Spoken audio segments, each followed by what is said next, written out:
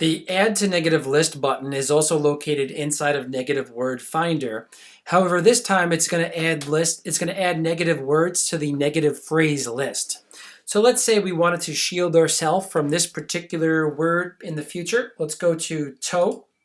We would select toe and then click on Add Negatives to List, where the two SKUs inside of this campaign will appear.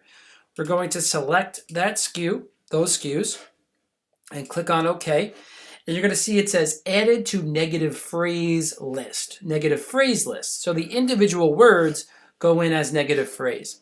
So heading on over to Listing Optimization, we're going to click on the product here.